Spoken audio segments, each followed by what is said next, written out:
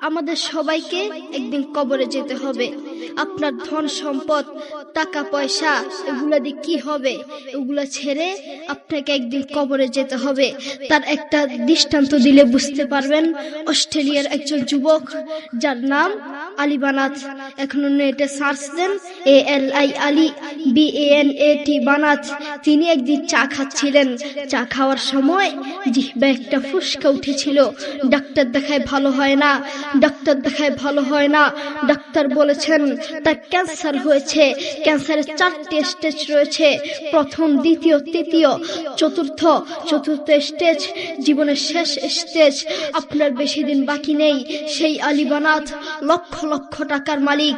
এক এক জোড়া জুতা ব্যবহার করতেন, যার দাম হাজার টাকা। এক জোড়া স্যান্ডেল ব্যবহার করতেন, যার দাম 45,000 টাকা। একটা ফেরারি গাড়ি ব্যবহার করতেন, যার দাম কোটি কোটি টাকা। সেই আলী বানাত এই মাটির নিচে চলে গিয়েছেন। তিনি মারা যাওয়ার আগে মহিলার মতো হাউমাউ করে কাঁদতে কাঁদতে মারা যাননি। তিনি মারা যাওয়ার আগে কোরআন তেলাওয়াত করতে করতে দুনিয়া থেকে বিদায় হয়েছে। আল্লাহু আকবার। সেই আলী বানাত মাটির নিচে চলে গিয়েছেন। তেমনি ভাবে আমাদেরকে এই মাটির নিচে যেতে হবে। আজকের এই মাহফিল আপনার জীবনের শেষ মাহফিল হতে পারে। আজকের এই মাহফিল আমার জীবনের শেষ মাহফিল হতে পারে। আজকের এই মাহফিল বক্তাদের জীবনের শেষ মাহফিল হতে পারে। আজকের এই মাহফিল আমার বাবা মুফতি মোহাম্মদ আলীর জীবনের শেষ মাহফিল হতে পারে। আপনি আজকে মাহফিল করেছেন, আগামী বছরে মাহফিল করবেন, তার কোনো গ্যারান্টি নেই। হয়তো মাইক থাকবে, হয়তো মাহফিলের প্যান্ডেল থাকবে, হয়তো আপনি থাকবেন না, আপনার খোঁজ পাওয়া যাবে না, ঠিক কি না? যুবক, তোমাকেই বলছি, তুমি অনেক মানুষকে দেখেছ গাড়ি অ্যাক্সিডেন্ট করেছে, গোস্ত কেটে কেটে গাড়ি থেকে বের করছে, আর তুমি তা দেখে হাসছো। সেই জায়গায় তুমিও হতে পারতে, তোমাকেও এভাবে গোস্ত কেটে কেটে বের করতো। আপনারা অনেকেই জানেন তুরস্কের ভূমিকম্প হয়েছে। মাত্র 40 সেকেন্ডের একটি ভূমিকম্প, মাত্র 40 সেকেন্ডের একটি ভূমিকম্পে হাজার হাজার মানুষকে মেরে ফেলেছে। 40 সেকেন্ডের একটি ভূমিকম্পে হাজার হাজার মানুষ মারা গিয়েছে। সেই জায়গায় যদি তুমি হতে, তখন কি করতে? যুবক, তুমি বড়ই গুনাহগার, তুমি বড়ই গুনাহগার।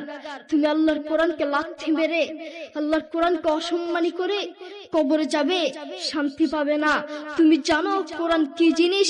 এই সারা দুনিয়ার মধ্যে যদি শান্তি পেতে চাও, কোরআন ছাড়া কোনো বিকল্প রাস্তা নেই, ঠিক কি না? যুবক, তুমি সারাদিন মোবাইল, ইউটিউব, ফেসবুক, দুনিয়ার সব দেখতে পারো, কিন্তু আল্লাহর কোরআনটা দেখতে পারো না। আমি যদি তোমাকে প্রশ্ন করি, আজ সারাদিন কয়বার ইউটিউব দেখেছ? তুমি বলবে কয়েক হাজার বার। আমি যদি তোমাকে প্রশ্ন করি, আজ সারাদিন কয়বার ফেসবুক দেখেছ? তুমি বলবে কয়েকশো বার। কারো কারো জীবনে আছে মাস গিয়েছে, মাসের পর মাস গিয়েছে, কিন্তু আল্লাহর কোরআনটা একবার ধরার তার সুযোগ হয় না। কারো কারো জীবনে আছে বছরের পর বছর গিয়েছে, কিন্তু আল্লাহর কোরআনটা দেখার তার সুযোগ হয় না। তার মতো নাফরমান এই বাংলার জমিনে আরেকটাও হতে পারে না, ঠিক কি না? যুবক, তুমি বড়ই গুনাহগার। ও বন্ধু, এই সারা দুনিয়াটাই স্বার্থ, এই সারা দুনিয়াটাই ধোঁকা। যেই আল্লাহ তাকে এত আদর যত্ন করে বাঁচিয়ে রেখেছেন, যেই আল্লাহ তাকে দুটো চোখ দিয়েছেন, কত মানুষকে এই দুটো চোখ দেয় নাই। সেই আল্লাহর দেয়া চোখ দিয়ে আল্লাহর কোরআনটা দেখতে পারে না। তুমি জানো কোরআন কি জিনিস? একবার মোবাইলটা নিয়ে কানের সামনে ধরে দেখো না, ধরে দেখো কত মধুর সুর। তার একটা দৃষ্টান্ত দিলে হয়তো আপনারা বুঝতে পারবেন। আমেরিকার কয়েকজন মুসলমান যুবক এক খ্রিস্টানকে গিয়ে বলছে, গিভ মি 2 minutes স্যার, আমাকে 2টা মিনিট সময় দেন। খ্রিস্টান বলছে, no time, I am busy, আমার সময় নেই, আমি ব্যস্ত। যুবক বলছে, গিভ মি 1 minute স্যার, আমাকে 1টা মিনিট সময় দেন স্যার। খ্রিস্টান বলছে, আচ্ছা ঠিক আছে। যুবক তার কানে হেডফোন লাগিয়ে কাবা শরীফের ইমামের তেলাওয়াত লাগিয়ে দিয়েছেন।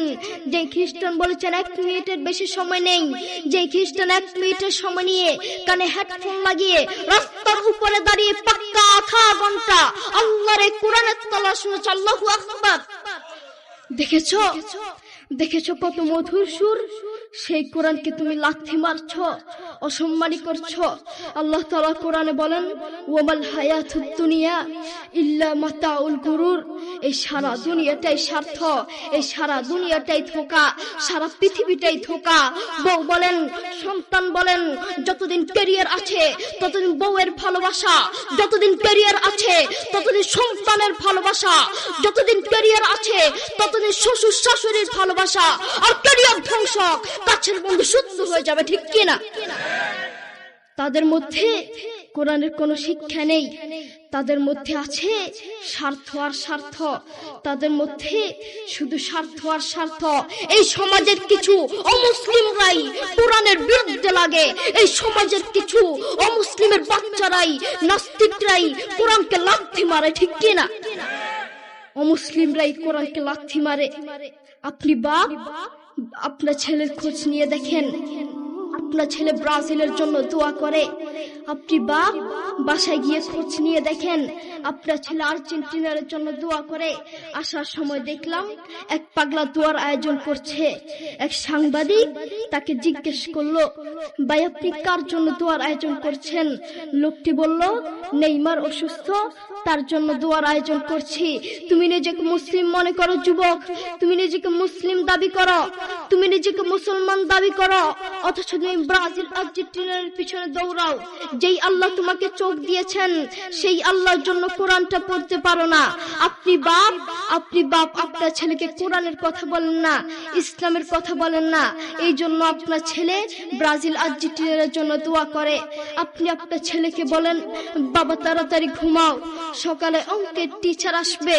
বাবা তাড়াতাড়ি ঘুমাও, সকালে ইংরেজির টিচার আসবে। বাবা তাড়াতাড়ি ঘুমাও, সকালে স্কুলে যেতে হবে। আপনি নাফরমান, মা আর বাপ অঙ্কর কথা বললেন, আপনি নাফরমান, মা আর বাপ ইংরেজির কথা বললেন। আপনি নাফরমান, মা আর বাপ একবার বলেন নাই, একটা বারও বলেন নাই, বাবা তাড়াতাড়ি ঘুমাও, সকাল উঠে কোরআন পড়তে হবে। এই জন্যই বলি, এই সমাজের কিছু নাফরমান মা আর বাপের জন্য একটা ভালো সন্তানও নষ্ট হয়, একটা ভালো সন্তান জালেম হয়, ঠিক কিনা? আপনি বাপ, আপনার ছেলেকে বলছেন, বাবা বলো তো দেখি সরেও তো অজগরটি আসছে তেরে। ছেলেকে ভয় দেখানোর দরকার নাই। আপনি আপনার ছেলেকে এগুলা কেন শিখাচ্ছেন? আপনি আপনার ছেলেকে শিখাবেন, বাবা বলো তো দেখি সরেও তো অজগরের নামাজ পড়ি। একদিকে ইসলাম শিখবে, আরেকদিকে বাক্য শিখবে। আপনি আপনার ছেলেকে কিছু কবিতা শিখাচ্ছেন, বাবা বলো তো দেখি ওই দেখা যায় তাল গাছ, ওই আমাদের গা, ওইখানেতে বাস করে কানা বগিচা। ও বগিতি খাস কি, পান্তা ভাত চাষ কি, পান্তা আমি পাই না, পুঁটি মাছ পান্তা আমি খাই না, পুঁটি মাছ পাই না। একটা যদি পাই ধরে গাবুস গুবুস খাই, গাবুস গুবুস খাওয়া লাগবে না। আপনি বলেন আপনার ছেলে এটা থেকে কি শিখলো? আপনি আপনার ছেলেকে এইগুলা কেন শিখাচ্ছেন? আপনি আপনার ছেলেকে বলবেন, বাবা বলো তো দেখি ওই দেখা যায় কবর, ওই আমাদের ঘর, ওইখানেতে থাকতে হবে অনেকটা বছর। ও কবর তুই চাস কি, নেককার লোক পাস কি, নেককার লোক পাই না। একটা যদি পাই ধরে জান্নাতে ঢুকে, ঠিক কিনা? আপনি আপনার ছেলেকে এগুলা শিখাবেন, তাহলে আপনার ছেলে যোগ্য আলেম হতে পারবে। আপনি আপনার ছেলেকে একদিকে অঙ্ক শিখাচ্ছেন, আরেকদিকে সুদ শিখাচ্ছেন। আপনি আপনার ছেলেকে বলছেন, বাবা বলো তো দেখি 100 টাকায় যদি 2.5 টাকা সুদ আসে, 10 লক্ষ টাকায় কত টাকা সুদ আসবে? মুসলমানের বাচ্চা সুদের অঙ্ক কেন শিখবে? আপনি আপনার ছেলেকে সুদের অঙ্ক কেন শিখাচ্ছেন? আপনি আপনার ছেলেকে শিখাবেন, বাবা বলো তো দেখি 100 টাকায় যদি 2.5 টাকা সুদ আসে, 10 লক্ষ টাকায় 100 টাকায় যদি 2.5 টাকা জাকাত আসে, 10 লক্ষ টাকায় কত টাকা জাকাত আসবে? আপনি আপনার ছেলেকে এগুলো শিখাবেন। একদিকে ইসলাম শিখবে, আরেকদিকে জাকাত শিখবে। মুসলমানের বাচ্চা সুদের অঙ্ক কেন শিখবে? মুসলমানের বাচ্চা অঙ্ক শিখবে তো ইসলামিক পদ্ধতিতে শিখবে। কোরআনের কথা বলতে যদি নিজের জীবন দিতে হয়, জীবন দিতে রাজি।